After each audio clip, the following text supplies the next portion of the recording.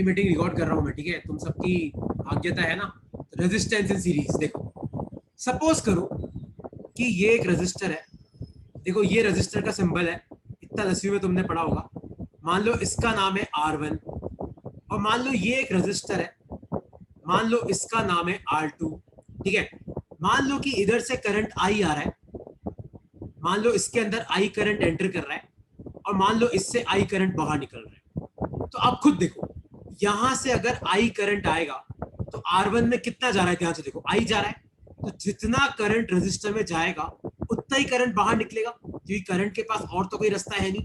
और ध्यान से देखो, ये सेम करंट आपका किस में गया? R2 में गया, और वहां से भी कितना निकला? आपका I करंट निकला। तो याद रखना, बहुत इंपॉर्टेंट लाइन है ये। When resistors are when resistors are connected in series, comma, current across them will be same। तो उनमें जो करंट होगा वो क्या होगा? सेम होगा। तो अगर मान लो दो या दो से ज्यादा रजिस्टर सीरीज में है, तो उन सब रजिस्टर में करंट की वैल्यू क्या होगी? सेम होगी। क्योंकि मान लो ये कोई रजिस्टर R1, मान लो इसमें करंट गया I, तो करंट निकलेगा भी I, और कहाँ जाएगा? यही निकलेगा। फिर जो करंट यहाँ से निकला, देखो ये वायर सीधा यहाँ पहुंच रहा है, और तो कोई रास्ता है नहीं, तो इस R2 में भी कितना जाएगा? I, और निकलेगा भी कितना? I। R2 में भी कितना जाएगा? I, और निकलेगा भी कितना? आपका I। तो ध्यान से देखो, अगर आपके रजिस्टर सीरीज में कनेक्टेड होते हैं तो उनमें करंट की वैल्यू क्या होती है? उनमें करंट की वैल्यू सेम होती है। आया तुम्हें समझ में? किसी को इस कंसेप्ट में कोई डाउट है अब तक तो मुझसे पूछ सकते हो। तो करंट थोड़ा कम नहीं हो जाएगा नहीं, रेसिस्टर से निकलने के बाद? करंट कम नहीं होगा। इलेक्ट्रॉन के अंदर जो पावर है, इलेक्ट्रॉन्स का जो पोटेंशियल है, वो कम हो जाएगा, है ना? करंट कम नहीं हो सकता, क्योंकि करंट किससे बना है? इलेक्ट्रॉन से। तो अगर तू बोलेगी सर इसमें करंट ज्यादा जाएगा, निकलेगा तो कम, तो इसका मतलब है कि कुछ इलेक्ट्रॉन यहीं बैठ जाएंगे। ऐसा नहीं हो सकता। ऐसा नहीं हो सकता। इलेक्ट्रॉन कभी भी वायर में एक जगह रुक नहीं सकते। इलेक्ट्रॉन चलते रहते चलते रहते चलते रहते। तो रजिस्टर में जितना करंट जाएगा उतना ही बाहर निकलेगा। और अगर रेजिस्टेंस सीरीज में है तो सीरीज में सब में करंट की वैल्यू क्या होती है? सेम होती है। ठीक है? अब देखो, अगर मैं तुम्हें पूछूं कि ये जो पहला रजिस्टर है R1, देखो इसमें करंट कितना है? I। तो मैं पूछूं कि बताओ इसमें कितना पोटेंशियल ड्रॉप हुआ? तो अगर तुम्हें नहीं याद हो तो पोटेंशियल ड्रॉप का फॉर्मूला होता है IR।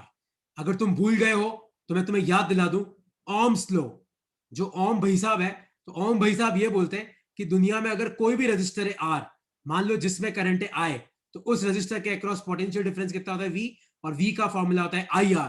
ओम्स लॉ जो तुमने 10वीं क्लास में भी पढ़ा था। तो दुनिया में किसी भी रजिस्टर R से अगर I करंट पास कर रहा है तो उस रजिस्टर में कितना पोटेंशियल ड्रॉप होगा? I into R। आया समझ में कि डाउट है इसमें?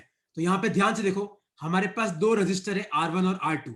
देखो R1 में करंट I जा रहा है, तो R1 से निकलेगा भी कितना? I, क्योंकि करंट और तो कहीं जा नहीं सकता।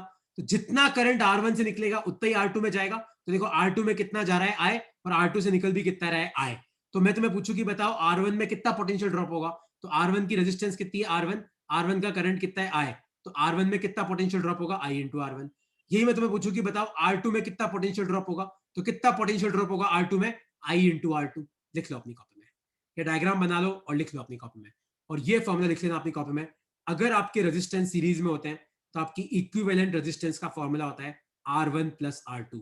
तो जितने रेजिस्टेंस सीरीज में, चाहे 2 हो, 3 हो, 4 हो, 400, 4000, 4 लाख हो, अगर वो सीरीज में लगे हुए हैं तो आपको उन सब की रेजिस्टेंस क्या करनी है? ऐड करनी है।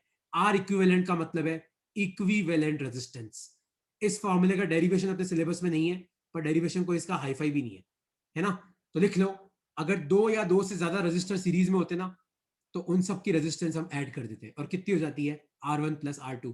अगर यहाँ पे तीसरा एक और होता तो प्लस R3 हो जाता। लिख लो अपनी कॉपी में। और इसमें अब तक किसी को कोई भी डाउट है तो तुम मुझसे पूछ सकते हो। तो कोई तुम्हें पूछे कि बताओ सीरीज में रजिस्टर्स में क्या सेम होता है, तो आपको बोलना है सीरीज में क्या सेम होता है? सर करंट सेम होता है। क्या सेम होता है? करंट। लिख लिया कि कोई डाउट है इसमें?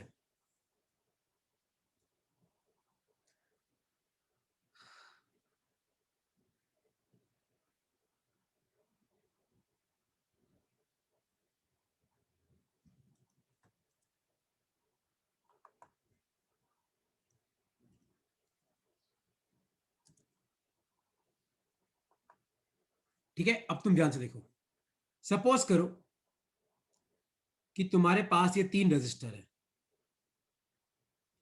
मान लो 2 ओम, मान लो 3 ओम, मान लो 4 ओम, और मान लो कि इस 2 ओम में 2 एम्पियर करंट फ्लो कर रहा है।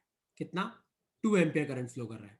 तो आपको बताना है कि इस 3 ओम के अक्रॉस कितना पोटेंशियल ड्रॉप होगा, V1। फिर आपको बताना है कि इस 4 ओम के अक्रॉस कितना पोटेंशियल ड्रॉप होगा, V2। तो आपको बताना है find V1, V2, R equivalent. तो आपको 3 चीजें बतानी है। सॉल्व करो, क्या आएगा इसका आंसर। 2 एम्पियर का करंट जा रहा है, पहले वो 2 ओम में एंटर किया, ठीक है। तो आपको बताना है कि इस 3 ओम के अक्रॉस कितना पोटेंशियल ड्रॉप होगा, 4 ओम के अक्रॉस कितना पोटेंशियल ड्रॉप होगा, और इन तीनों का इक्विवेलेंट रेजिस्टेंस कितना है। ट्राई करो।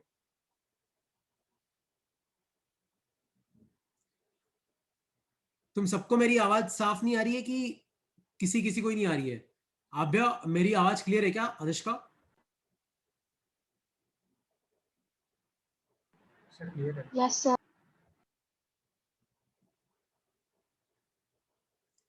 किंजल और यश, तुम्हारे यहाँ शायद कोई दिक्कत होगी यार, मेरे यहाँ से तो आवाज साफ निकल रही है।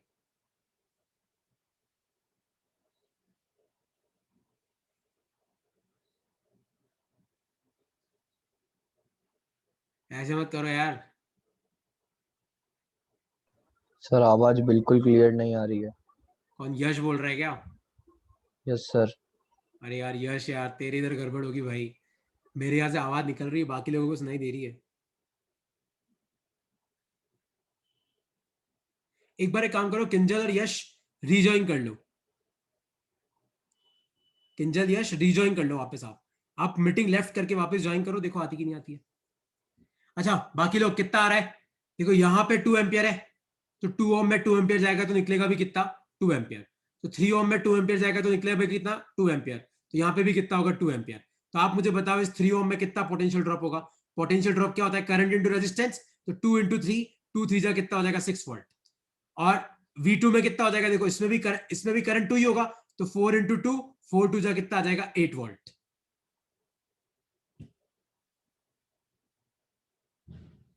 और आपकी इक्विवेलेंट रेजिस्टेंस कितनी आएगी, चेक करो। 4 3 7 2 9 ओम आ जाएगी। ये आपकी इक्विवेलेंट रेजिस्टेंस है। अब कोई डाउट है इसमें तो तुम मुझसे पूछ सकते हो यार। अरे अनुष्का, तेरा 2.25 कहां से आ गया यार?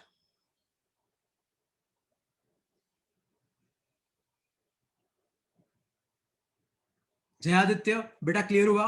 आभ्या, कोई डाउट है तो पूछो। अभिनव, कोई डाउट है तो पूछो यार, कि नहीं सर नहीं समझ में आया।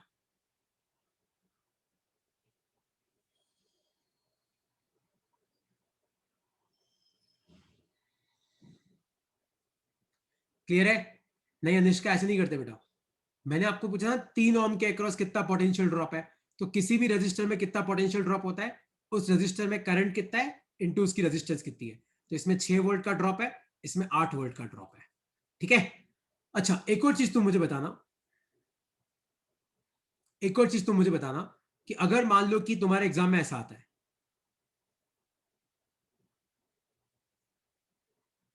मान लो ये रजिस्टर 1, ये रजिस्टर 2, मान लो रजिस्टर 3, रजिस्टर 4, रजिस्टर 5, और मान लो यहां पे एक वायर है और मान लो यहां पे एक वायर है।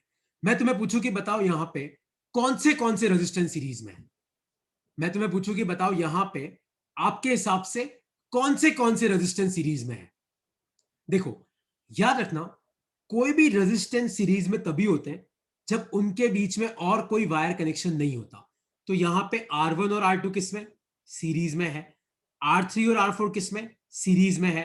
R5 नहीं है, क्योंकि यहां पे बीच में क्या है, देखो एक और वायर कनेक्शन है। यहां पे बीच में क्या है, देखो एक और वायर कनेक्शन है। तो इसके कारण ये दोनों सीरीज में है, तो इनको आप कंबाइन कर सकते हो, R3 प्लस R4। ये दोनों सीरीज में है, इनको भी आप कंबाइन कर सकते हो, R1 प्लस R2।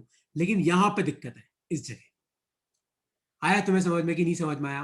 कैसे पता करते कि कौन सीरीज में है कौन नहीं है, कि डाउट है इसमें? सर हाँ पूछो।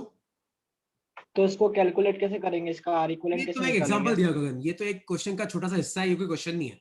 ये तो सिर्फ मैं तुम्हें ये समझा रहा था कि अगर मान ले से बीच में तीसरा जॉइंट निकल रहा हो, तो फिर इसको और इसको तो सीरीज में ही लेना है।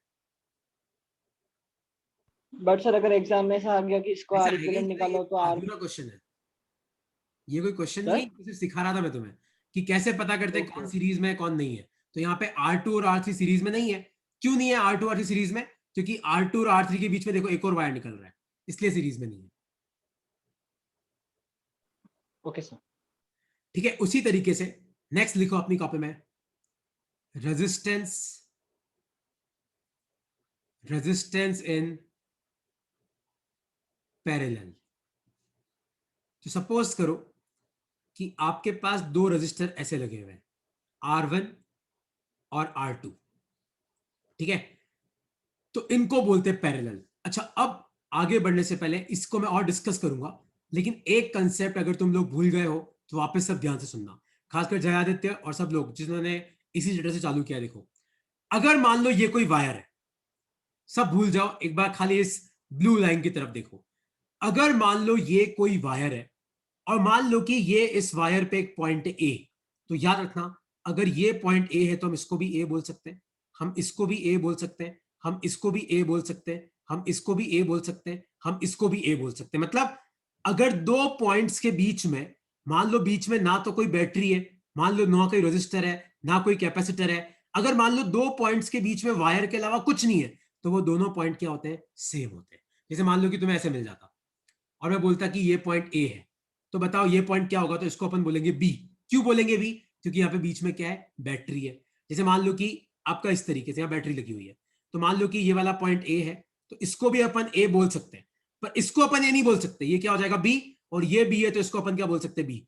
तो अगर दो पॉइंट्स के बीच में मान लो कोई भी इलेक्ट्रिकल डिवाइस नहीं है, तो आप उनको क्या बोल सकते हो? सेम पॉइंट बोल सकते हो। आया तुम्हें समझ में? इस कंसेप्ट को देखो मैं आगे यूज करूंगा, है ना? कैसे यूज करूंगा आप तुम ध्यान से देखना। सपोज करो कि ये दो रेजिस्टेंस है R1 और R2, मान लो ये वाला पॉइंट है ए, तो आप मुझे बताओ मैं इस पॉइंट को क्या बोल सकता हूं? ए बोल सकता हूं, क्योंकि इन दोनों के बीच में कुछ नहीं है। मान लो ये वाला पॉइंट है बी, तो मैं इसको क्या बोल सकता हूं? बी बोल सकता हूं, क्योंकि इनके बीच में कुछ नहीं है। तो ध्यान से देखो, R1 के अक्रॉस क्या पॉइंट है? तो R1 के एक तरफ है ए, एक तरफ है बी। और ध्यान से देखो R2 के अक्रॉस क्या पॉइंट है? तो R2 के एक तरफ है ए, एक तरफ है बी। तो if points across resistors are same, comma they are in parallel। तो अगर रजिस्टर के अक्रॉस पॉइंट सेम होते हैं तो वो रजिस्टर्स किस में आते हैं? पैरेलल में आते हैं। लेकिन याद रखना सीरीज में क्या था? सब में करंट सेम था। यहाँ पे जरूरी नहीं ऐसा होगा। मान लो कि यहाँ पे आई करंट आया, तो मान लो नीचे I1 गया, ऊपर I2 गया, करंट अलग अलग हो सकता है, लेकिन याद रखना potential difference across resistors, potential difference across resistors in parallel will be same। तो अगर आपके रेजिस्टर्स पैरेलल में लगे हुए हैं तो उनके अक्रॉस जो पोटेंशियल डिफरेंस होता है वो क्या होता है? सेम होता है। आया तुम्हें समझ में कि कोई इसमें डाउट है? तो रजिस्टर सीरीज में कब होते हैं? जब उसमें करंट सेम होता है या उनके बीच में कोई जॉइंट नहीं होता। रजिस्टर्स पैरेलल में कब होते हैं? जब उनके अक्रॉस क्या होते हैं? आपके पॉइंट सेम होते हैं। जैसे ऊपर वाले के अक्रॉस भी है बी, नीचे वाले के अक्रॉस भी है की। तो अगर आपके पॉइंट सेम है तो वो रजिस्टर्स किस में आ जाएंगे? पैरेलल में। तो if points across resistors are same, they are in parallel. और पैरेलल में याद रखना करंट सेम नहीं होता है, जरूरी नहीं करंट सेम हो पैरेलल में, लेकिन पैरेलल में एक चीज सेम होती है, वो क्या है? Potential difference across resistors in parallel will be same. और याद रखना पैरेलल के लिए आपका फॉर्मूला होता है 1/R equivalent equal to 1/R1 plus 1/R2। लिख लो अपनी कॉपी में, लिख लो। सर हाँ पूछो। पोटेंशियल डिफरेंस सेम कैसे होगा? सेम कैसे होगा? देख, आता हूं मैं अगली साइड में आता हूं। मैं यही सोचा था कोई पूछेगा तो मेरे से बताऊंगा, बताता हूं मैं। एक बार लिख ले इसको, मैं बताता हूं कि पोटेंशियल डिफरेंस सेम कैसे होगा।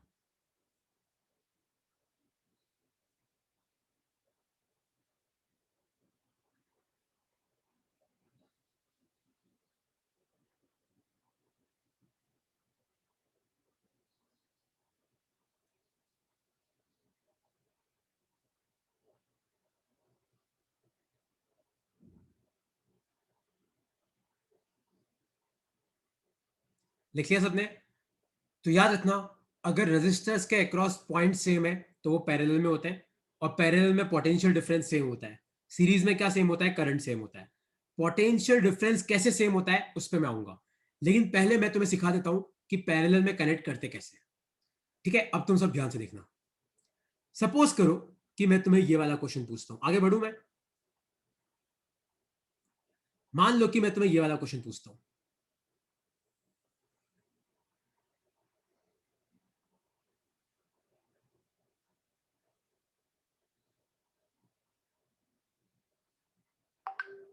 मान लो कि ये रेजिस्टेंस आर है, ये आर है, ये आर है। मान लो ये पॉइंट तुम्हारा ए है, ये पॉइंट तुम्हारा बी है, और क्वेश्चन है फाइंड आर इक्विवेलेंट। देखो यहां पे वो पॉइंट वाला कंसेप्ट कैसे यूज करते, ध्यान से देखो। देखो ये पॉइंट अगर ए है, एक सेकंड रुक जाना है ना। मान लो कि ये वाला पॉइंट आपका ए है, तो ये वाला पॉइंट भी क्या होगा, ए होगा, और ये वाला पॉइंट भी क्या होगा, ए होगा। क्योंकि अगर दो पॉइंट्स के बीच में कुछ नहीं है तो उनको अपन सेम पॉइंट बोलते हैं। अच्छा, ये पॉइंट अगर बी है तो ये वाला पॉइंट भी क्या होगा, बी होगा, और ये वाला पॉइंट भी क्या होगा, बी होगा। तो ध्यान से देखो, इस आर के एक तरफ क्या है ए, एक तरफ क्या है बी। ध्यान से देखो, इस आर के एक तरफ क्या है ए, एक तरफ क्या है बी। ध्यान से देखो, इस आर के एक तरफ क्या है ए, एक तरफ क्या है बी। तो इन तीनों का अक्रॉस पॉइंट सेम है, मतलब ये तीनों किस में आ गए, पैरेलल में। तो 1/r equivalent will be equal to 1/r1 plus 1/r2 plus 1/r3। तो 1/r इक्विवेलेंट कितना हो जाएगा, 1/r plus 1/r plus 1/r। तो 1/r इक्विवेलेंट कितना आ जाएगा, 3/r। तो आपका इक्विवेलेंट रेजिस्टेंस कितना आ गया, r/3 आ गया। ये आपका आंसर है। आया तुम्हें समझ में कि नहीं समझ में आया? क्योंकि अगला क्वेश्चन मैं तुम लोगों को दूंगा करने के लिए, तो इसमें कोई डाउट है तो पूछो, ये तो मैं आगे बढ़ रहा हूँ। और देवांश, तेरे क्वेश्चन का आंसर मैं कर रहा हूँ, पहले ये लिख लो, और इसमें किसी को कोई डाउट है तो पूछो, क्योंकि अगला क्वेश्चन तुम्हें सॉल्व करना है। स्वरा कोई डाउट है बेटा? किंजल, देवांश, कोई डाउट है? यश भाई, मेघना, मेघना तो एकदम शांत है। मेघना कोई डाउट है? अनुष्का पूछो, आभ्या। सर बी पॉइंट पे वापस से आई करंट हो जाएगा ना, हाँ, जो जैसे इनिशियल। मान ले यहां से आई करंट आ रहा है, तो उस करंट के 3 पार्ट हो जाएंगे ऐसे, लेकिन वापस तीनों पार्ट जुड़ेंगे, और यहां पे तेरा वापस आई करंट ही बाहर निकलेगा। करंट कहीं नहीं जा सकता, करंट जितना आएगा उतना ही निकलेगा। Okay sir.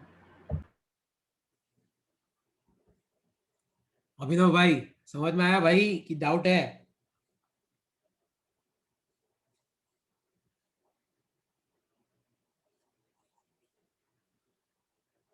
ओके सर, आगे बढ़ू मैं?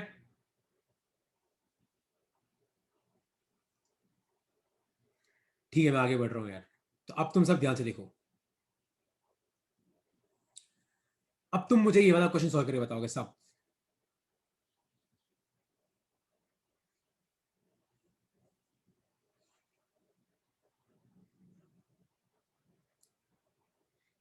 मान लो ये आर है, ये आर है, ये आर है।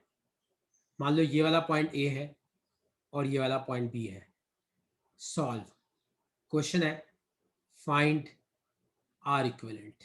करो, ट्राई करो, क्या आएगा इसका आंसर। जो तरीका मैंने सिखाया वो तरीका लगाओ, तुम्हारा आंसर बहुत जल्दी आ जाएगा। करो, ट्राई करो, क्या आएगा।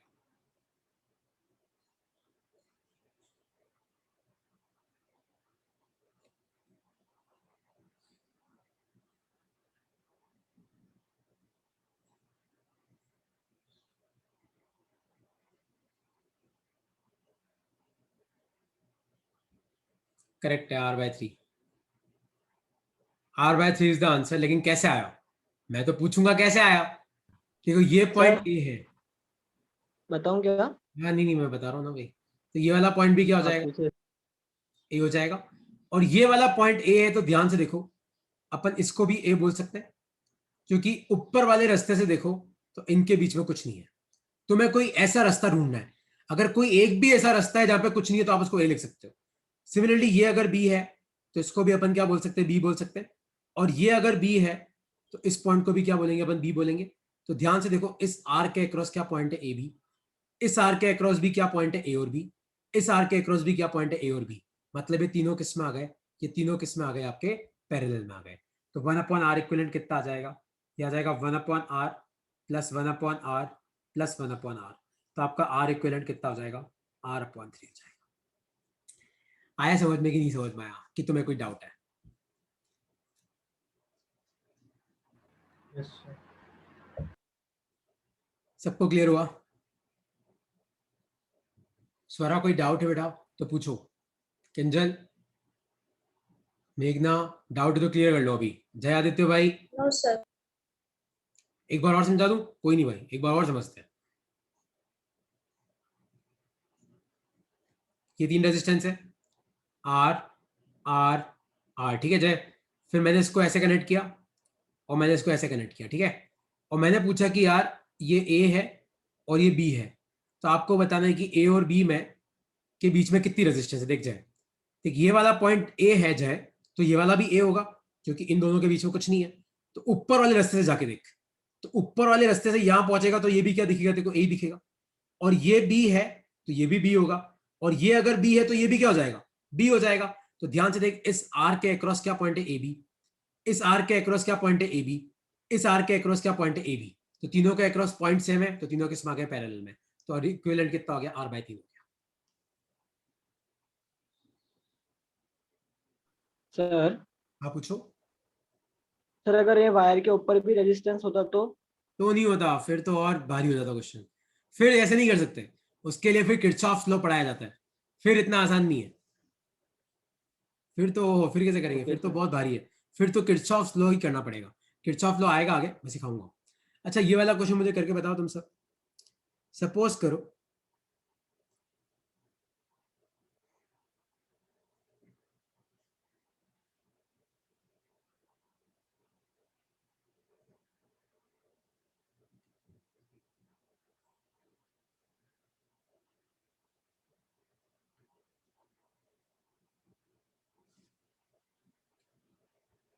वन सेकेंड, हाँ 1 सेकेंड।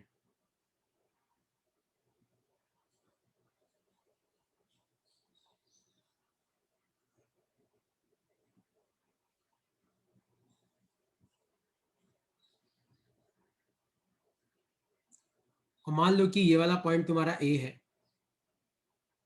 और मान लो कि ये वाला पॉइंट भी तुम्हारा ए है, ठीक है। तो अब आपको बताना है कि मान लो कि ये 2 ओम है, ये 2 ओम है, ये 2 ओम है, और ये भी आपका 2 ओम है। तो अब आपको बताना है कि इक्विवेलेंट, ओ ये वाला नीचे वाला पॉइंट मान लो बी है, तो अब आपको बताना है कि इक्विवेलेंट रेजिस्टेंस कितनी है ए और बी के बीच में। लेकिन ये क्वेश्चन करने से पहले एक तुम्हें बहुत इंपॉर्टेंट कंसेप्ट सीखना है मेरे साथ। ये क्वेश्चन करने से पहले लिखो, concept of short circuit. Short circuit का कंसेप्ट क्या है, देखो। अगर मान लो आपको कहीं पे भी ऐसा दिखता है ना, तो इसका मतलब आपको इस रेजिस्टेंस को उड़ाना है। क्यों उड़ाना है, देखो। अगर मान लो यहां से कोई करंट आया, तो पता है करंट वहां से जाना पसंद करेगा जहां पे रेजिस्टेंस कम है। तो देखो, ऊपर वाले रास्ते में तो रेजिस्टेंस है, नीचे वाले में तो कोई रेजिस्टेंस नहीं है, तो सारा का सारा करंट नीचे से पास कर जाता है। तो ऊपर रेजिस्टेंस हो या ना हो कोई फर्क नहीं पड़ता। तो इसको आप सिंप्लीफाई करके खाली वायर बना सकते हो। कैसे खाली सिंप्लीफाई करके क्या बना सकते हो, खाली वायर बना सकते हो। तो अगर मान लो कोई भी रेजिस्टेंस के पैरेलल में खाली कोई वायर लगाए, क्या लगाए, खाली कोई वायर लगाए, तो आपको उस रेजिस्टेंस को अपने आप क्या करना है, आपको उस रेजिस्टेंस को उड़ा देना है। या फिर इसको आप ऐसे भी समझ सकते हो, मान लो कि आपके पास कोई रेजिस्टेंस है आर, और मान लो कि ये वाला पॉइंट है ए, तो ये वाला पॉइंट भी क्या होगा, ए होगा। तो ये वाला पॉइंट भी क्या होगा, ए होगा। ये वाला पॉइंट ए है, तो ये वाला पॉइंट भी ए होगा। ये वाला पॉइंट ए है, तो ये वाला भी ए होगा। तो अगर किसी भी रजिस्टर के अक्रॉस दोनों पॉइंट सेम है, तो आपको क्या करना है, इसको उड़ा देना है। आया तुम्हें समझ में? तो कंसेप्ट ऑफ शॉर्ट सर्किट बना लो कि अगर मान लो किसी रेजिस्टेंस के पैरेलल में खाली वायर लगाए, तो आपको रेजिस्टेंस को क्या करना है, उड़ाना है वहां से। इसको बोलते हैं शॉर्ट सर्किटिंग। लिख लो अपनी कॉपी में। इसको कोई तुम्हें एग्जाम में क्वेश्चन नहीं पूछेगा कि what do you mean by short circuiting. ये कंसेप्ट दिमाग में फिट कर लो, क्योंकि क्वेश्चन सॉल्व करने में हेल्प आएगा ये। सर तो इसका आर इक्विवेलेंट 0 बोलेंगे क्या? हाँ 0 बोलेंगे। इस केस में तेरा आर इक्विवेलेंट 0 आ जाएगा, क्योंकि रेजिस्टेंस तो गायब हो गई, तो 0 आ जाएगा।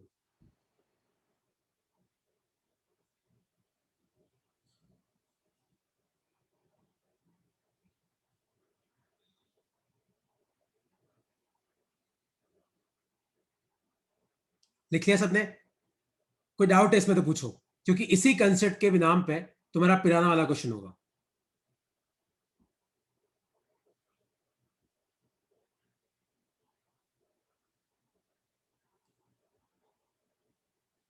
लिख लिया भाई सब लोग? ओके, तो अब मुझे ये वाला क्वेश्चन सॉल्व करके बताओ। Find R equivalent between A and B. क्या होगा इसका आंसर, सोचो। ये ए है तो ये भी ए होगा, ये भी ए होगा, फिर ये भी ए ही होगा, फिर ये भी ए होगा, क्योंकि इनके बीच में कुछ नहीं है। ये भी ए होगा, ये भी ए होगा, और ये भी ए होगा, ये भी ए होगा। तो ध्यान से देखो, इस 2 ओम के अक्रॉस ए हो रहे तो शॉर्ट सर्किट हो गया, 2 ओम के अक्रॉस ए हो रहे शॉर्ट सर्किट हो गया, 2 ओम के अक्रॉस ए हो रहे शॉर्ट सर्किट हो गया, 2 ओम के अक्रॉस ए हो रहे शॉर्ट सर्किट हो गया। चारों गायब हो गए तो नेट कितना आया, 0 आया। आया समझ में कि एकदम हवा में चला गया कि डाउट है? और डाउट है तो इतना याद रखना, अगर कोई रेजिस्टर के पैरेलल में कोई स्ट्रेट वायर लगा है तो इसको उड़ाना है आपको, क्योंकि इसके अक्रॉस पॉइंट सेम हो जाएंगे। क्योंकि ये अगर ए है तो ये भी ए होगा, ये भी ए हो जाएगा, ये भी ए हो जाएगा। तो अगर दोनों तरफ सेम पॉइंट है तो आप इसको उड़ा दो। आया समझ में कि इसमें कोई डाउट? सर यही अगर उल्टा होता, मतलब जैसे जो रजिस्टर वो नीचे होता है उसके पैरेलल में स्ट्रेट वायर्स आ होता तो वो तो देखो बना के मुझे बताना पड़ेगा भाई। अरे इसमें तो इनफाइनाइट नंबर ऑफ कॉम्बिनेशन होते हैं देवांश, तू तो बस तेरे बेसिक कंसेप्ट साथ में रख, सीरीज के, पैरेलल के और शॉर्ट सर्किटिंग के, और आगे किरचॉफ्स लॉ आएगा उसके। तेरा जो डाउट है ना मुझे बना के भेजना। शॉर्ट सर्किट, आप पूछो, क्या पूछना है? शॉर्ट सर्किट मतलब शॉर्ट सर्किट हो। शॉर्ट सर्किट का मतलब है कि करंट का इनफाइनाइट हो जाना। तूने पढ़ा होगा ना, न्यूज़पेपर में आता है, राजस्थान पत्रिका में, कि हिरणमगरी में खड़ी कार में शॉर्ट सर्किट से आग लगी और सब खत्म। शॉर्ट सर्किट में क्या होता है, करंट इनफाइनाइट फ्लो करता है। क्यों? क्योंकि करंट क्या होता है, V upon R equivalent. Short circuit में क्या होता है, इक्विवेलेंट रेजिस्टेंस 0, तो करंट क्या हो जाता है, इंफिनिटी। करंट इंफिनिटी हो जाता है तो हीट प्रोड्यूस का फॉर्मूला 10वीं क्लास में आता है, I²RT। तो इनफाइनाइट हीट प्रोड्यूस होती है, मतलब बहुत ज्यादा गर्मी प्रोड्यूस होती है। Okay sir. कहां पे डाउट है तुम्हें? शॉर्ट सर्किट का मतलब है कि रेजिस्टेंस 0 हो जाना। अगर मान लो किसी भी रेजिस्टेंस के पैरेलल में, अगर मान लो खाली वायर है, स्ट्रेट वायर, तो आप इस रेजिस्टेंस को हटा सकते हो, क्योंकि इसका कोई मतलब ही नहीं है। क्योंकि यहाँ पे जो भी करंट आएगा वो सीधा सामने जाएगा, ऊपर जाएगा ही नहीं। तुम खुद सोचो यार, मान लो ये तुम हो और ये दो रास्ते हैं, ठीक है? मान लो ऊपर वाला रास्ता ऊबर खाबड़ है, नीचे वाला प्लेन है, तुम कहां से जाओगे? ऐसे ही जाओगे। तो ये रास्ता हो या ना हो, अपने को क्या फर्क पड़ता है? बस बेसिक कॉमन सेंस है ये। तो इलेक्ट्रॉन्स भी क्या फॉलो करते हैं, कॉमन सेंस फॉलो करते हैं।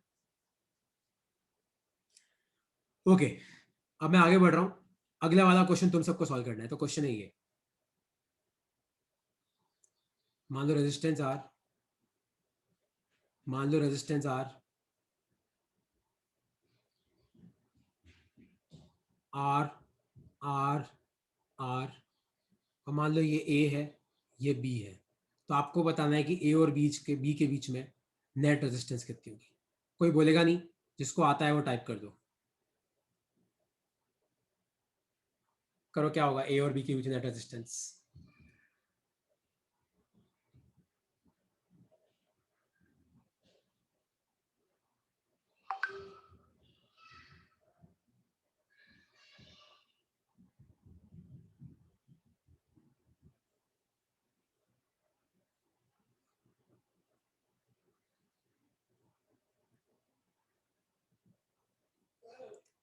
नहीं गगन, गलत है। अनुष्का, नहीं, द आंसर इज 2R।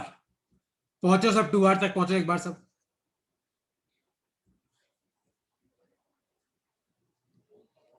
सोचो, स्वरा आ रहा है कि नहीं आ रहा है? अजय आदित्य भाई, 2R तक पहुंचना है तुम्हें। यश भाई,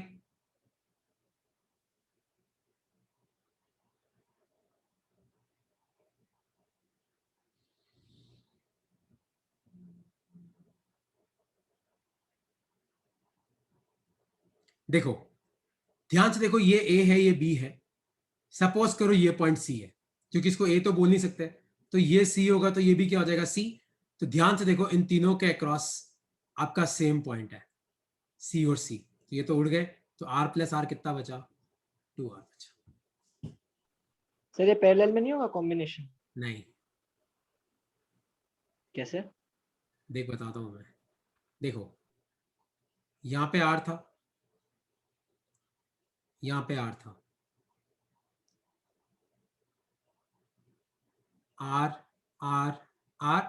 ध्यान से देखो, ऊपर वाले तीनों R सीरीज में, तो उन तीनों का कॉम्बिनेशन तो क्या हो जाएगा, R plus R plus R 3R, और फिर नीचे यहाँ पे क्या बचेगा R, और नीचे यहाँ पे क्या बचेगा। और मैंने तुम्हें क्या बोला, किसी भी रजिस्टर के पैरेलल में अगर स्ट्रेट वायर हो तो आप उसको उड़ा दो, तो खाली R प्लस R कितना बच गया, 2R बच गया।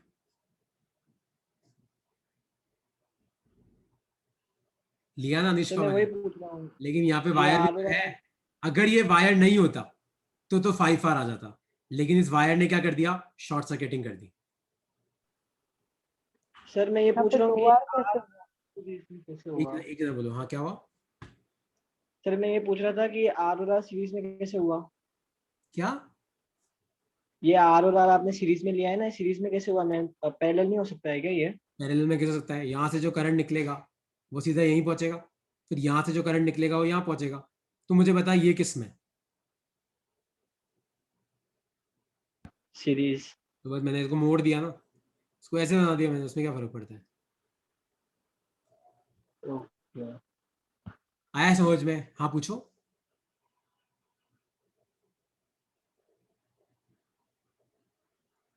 एक और ट्राई करो तुम लोग।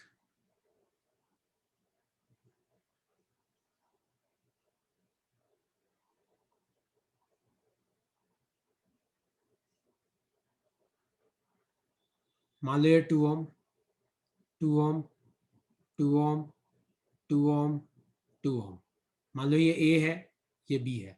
अब आपको बताना है कि इक्विवेलेंट रेजिस्टेंस कितनी होगी। हाँ सर आप बना सकते हो, ए और बी तो मैंने पॉइंट दिए, तुम अपनी सहूलियत के हिसाब से कितने भी पॉइंट ले सकते हो, पर ज्यादा मत लेना वरना तुम खुद ही फंस जाओगे।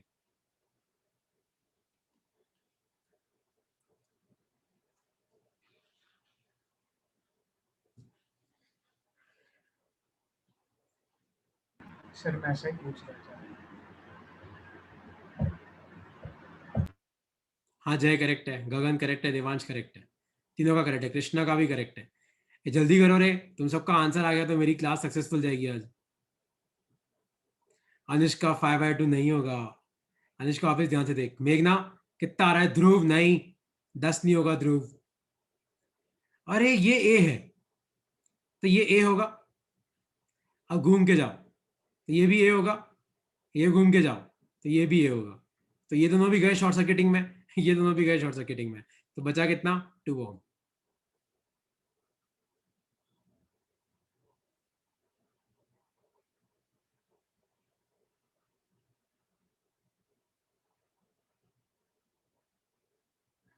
आया समझ में कि नहीं समझ में आया। Yes sir.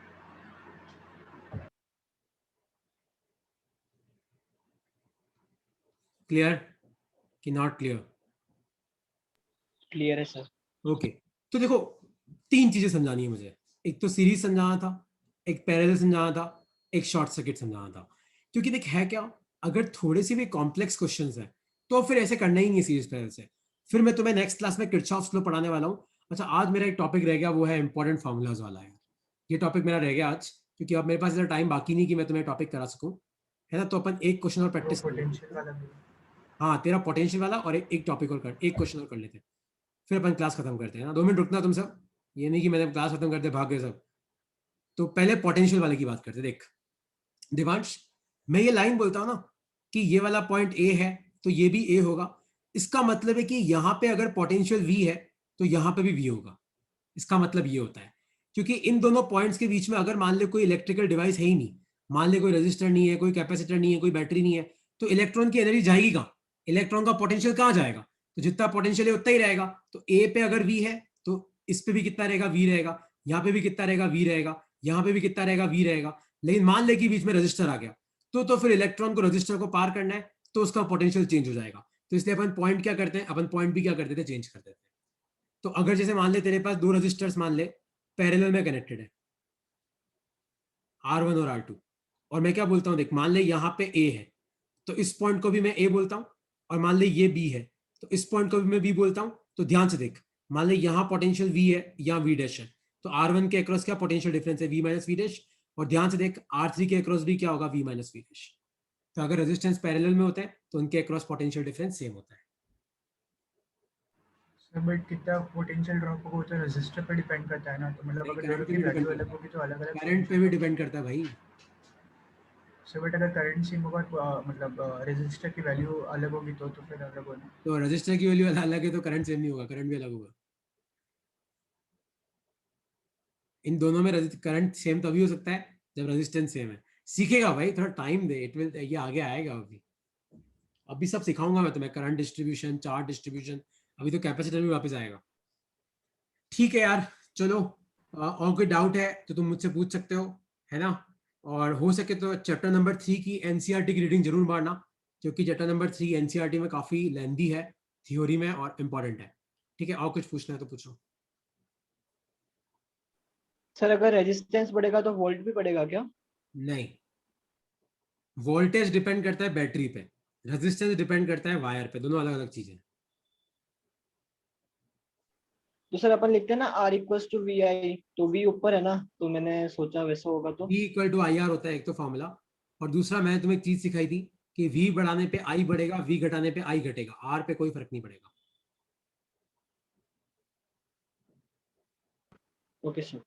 ओके, चलो यार, बाय बाय, एंजॉय, टाटा।